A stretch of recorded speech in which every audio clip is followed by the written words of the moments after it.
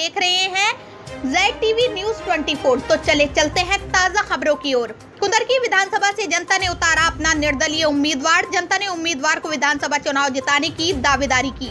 मुरादाबाद जनपद के मुंडा पांडे थाना क्षेत्र के साकटू नगला गांव में आज एक सभा का आयोजन किया गया। इस सभा का आयोजन पूर्व विधायक सौतल अली के भाई एडवोकेट इशरत हुसैन उर्फ बब्बू भाई ने किया। सभा का मेन उद्देश्य विधानसभा 29 कुंदरकी के सन 2022 के चुनाव को लेकर किया गया, जिस पर क्षेत्र के प्रधान व सम्मानित व्यक्तियों ने मिलकर ये सभा रखी। उन सभा में एडवोकेट इशरत हुसैन उर्फ बब्बू भाई को आने वाले विधानसभा 22 में इलेक्शन में उतारा गया।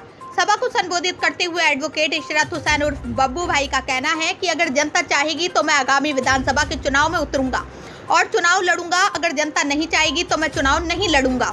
इशरत हुसैन एडवोकेट ने यह भी कहा, मुझे कोई भी पार्टी अगर टिकट नहीं देगी तब भी मैं निर्दल से जनता के प्यार से चुनाव लड़ूंगा और जनता के बीच रहकर जनता की समस्याओं का समाधान करूंगा। और जनता मुझको आने वाले सन 2022 में विधानसभा चुनाव में विधायक चुनती है तो मैं जनता के बीच रहकर जनता की हर समस्या, हर परेशानी में दिलो जान से साथ दूंगा और कभी भी किसी भी तरह का कोई भी गलत कार्य किसी के द्वारा बर्दाश्त नहीं किया जाएगा और पूरी तरह से निष्पक्ष तरीके से ईमानदारी से मैं इस पद पर कार्य करूंगा। जिसमें आज सभी क्षेत्र की जनता ने इशरत हुसैन एडवोकेट को विधानसभा चुनाव में उतारकर परचम लहरा दिया है, जिसमें भारी तादाद में इस सभा में जनता उपस्थित रही। निर्दलीय एडवोकेट इशरा हुसैन ने मीडिया के सामने भारतीय जनता पार्टी पर निशाना साधते हुए कहा है कि भारतीय जनता पार्टी में आगामी विधानसभा के चुनाव लड़ने का दम नहीं है। इस सरकार ने लोगों को बेरोजगारी और झांसे में रखा है। हम जनता के साथ हैं और जनता हमारे साथ है। इस विधानसभा के चुनाव में अगर कोई पार्टी सपोर्ट करती है तो ठीक है, नहीं तो बिना पार्टी के भी हम कुंदरकी विधानसभा से चुनाव जीत कर दिखाएंगे। डॉक्टर इशरत हुसैन। अच्छा, आज जो सभा की आपने, इसका क्या उद्देश्य था? मैंने नहीं की सभा, ये सभा जो है क्षेत्र के लोगों ने की। और अगर आप यहाँ शायद मौजूद रहे होंगे, मैं तो यहाँ था भी नहीं। सभा तो मैं समझता हूँ ये सुबह 9 बजे से चल रही है और मैं यहाँ तकरीबन जो है 12:30 बजे आया हूँ। तो सभा तो पहले से जो है चल रही थी, मुझे बुलाया गया है इस सभा में। क्या उद्देश्य था इस सभा का? फिर मुझे जैसा बताया गया कि उद्देश्य ये था कि इस क्षेत्र की जनता जो यहाँ लोग मौजूद थे, ये यहाँ से लेके काफ़ी गांव के जो है लोग जो है मौजूदा प्रधान और भूतपूर्व प्रधान सब आए और उन्होंने ये प्रस्ताव रखा मुझसे कि ये आगामी विधानसभा चुनाव 29 कुंदरकी से मुझे लड़ना है। मुझे कौन सी पार्टी से उम्मीदवार है? पार्टी का यहाँ कोई जिक्र नहीं हुआ। पार्टी, मुझे चुनाव लड़ना है। पार्टी कोई अगर प्रस्ताव देगी टिकट का तो जिस पार्टी से हमारी विचारधाराएं मिलती होंगी और उसका टिकट अगर ऑफ़र होता है तो उस पार्टी से लड़ेंगे। अगर पार्टी का टिकट नहीं भी होता है तो यहाँ पर सिर्फ ये बात थी कि इलेक्शन लड़ना है। पार्टी नहीं भी होगी तो आज़ाद, इंडिपेंडेंट, स्वतंत्र इलेक्शन लड़ा जाएगा। क्या अपील करना चाहेंगे यहाँ की जनता से आप?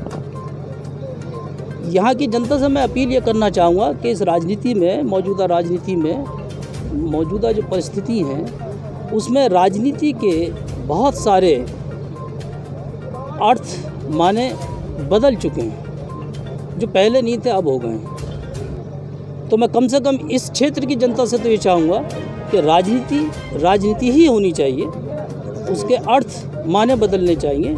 जो ओरिजिनल जो उद्देश्य होता है राजनीति का, अब जो उद्देश्य राजनीति का रह गया है वो सिर्फ और सिर्फ पार्टियाँ, गांव में पार्टी बंदियाँ, सिर्फ यही उद्देश्य है। ये सब चीज़ें ख़त्म होनी चाहिए और जो आदमी के व्यक्तिगत मफाद होते हैं उनसे उठ के राजनीति के बारे में, राजनीति व्यक्तिगत स्वार्थ से कहीं कुछ ज़्यादा है, ऊपर है, वो चीज़ लौट के आनी चाहिए। भारतीय जनता पार्टी की दावेदारी पहले से ही है कि हम लोग फिर से सत्ता में आएंगे। आप जनता के बीच में उतर करके आज भी दावेदारी कर रहे हैं कि हम चुनाव लड़ेंगे, ठीक है? तो क्या कहना चाहेंगे जो भारतीय जनता पार्टी का ऐलान है? चुनौती समझ लीजिए या कुछ भी समझ लीजिए इसको। भारतीय जनता पार्टी की दावेदारी तो कोई भी कर सकता है, लेकिन उस दावेदारी में दम नहीं है। भारतीय जनता पार्टी की इस दावेदारी में दम नहीं है, क्योंकि जनता देख रही है, जनता ने देखा है 4 साल से, तकरीबन 5 साल होने जा रहे हैं। तो जो ग्राउंड पर है, मैं समझता हूं कि इस बार प्रदेश की जनता हकीकतों का सामना कर रही है, किन किन परेशानियों से, किन किन उलझनों से गुजर रही है, तो उसी के हिसाब से वोट करेगी, ना कि किसी बहकावे में आएगी। अच्छा, किन मुद्दों पे आप चुनाव लड़ेंगे? क्षेत्र का विकास और आजकल राजनीति में ये एक बन गया है कि साहब गांव में अगर दो पार्टियां हैं तो एक पार्टी को अपनी तरफ करना है और दूसरी पार्टी को जो है अपनी तरफ नहीं करना है, एक एक पार्टी को लेना है। मेरा ये उद्देश्य होगा कि गांव में ये पार्टीबंदियां ख़त्म होनी चाहिए। अच्छा, विपक्ष के बारे में क्या कहना चाहेंगे मीडिया के माध्यम से?